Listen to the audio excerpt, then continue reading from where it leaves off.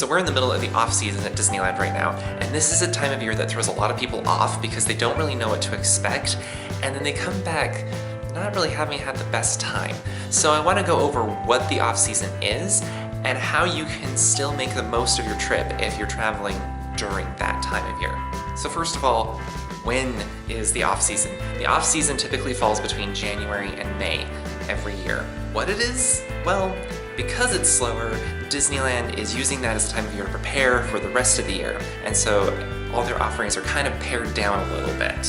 Usually you can expect to see fewer shows going on, like Mickey and the Magical Map or the Laughingstock Company, stuff like that. Normally in the summer season, you will see those sorts of shows every day, but during the off season, there may be 1 or 2 days of the week where they don't have the shows, and even the days where they do have them, there are fewer show times available. You'll also get some off-season shows, which are not as good. Case in point, Fantasy in the Sky.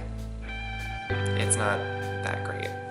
The park hours also tend to change a lot from one day to the next. One day it'll be open from like 8 to midnight, and then the next day it'll be open from like 9 to 10. One of the biggest things is that this is when more e-ticket attractions are being closed for refurbishment, and so you have more walls up everywhere, there's fewer actual attractions to go on. At the same time, this is a time of year where you're going to see a lot more package deals and discounts for staying at the Disneyland Resort hotels or getting your tickets. And annual pass holders who have blackout dates, you're going to see far fewer blackout dates during this time of year. Usually they don't even start until about April. And as I kind of already mentioned, there are many fewer crowds. This is the slowest time of year for Disneyland, and particularly January and February. That doesn't mean there are no crowds, it just means that there are fewer.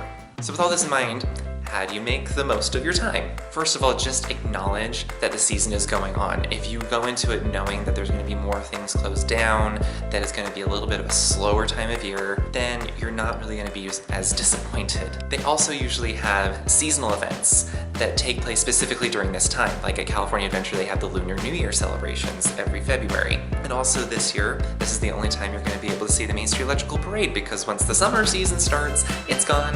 It also makes it a little bit easier to make reservations at your favorite restaurants because there's not as many crowds to try and fight with.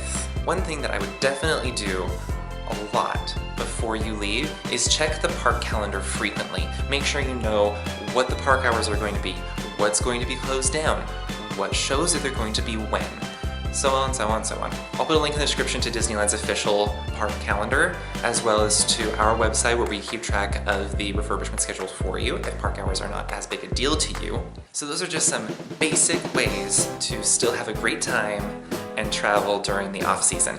Keep in mind, March and April have spring breaks involved, and so that does change things a little bit, but the general rules still sort of apply. If you have any questions, keep them coming. I love that we've been having people actually asking questions. I love being able to answer them, and it's also given me a lot of great ideas for videos that we can do in the future. So make sure you like this one and subscribe so that you can get our new videos every week. And until then, I will see you later.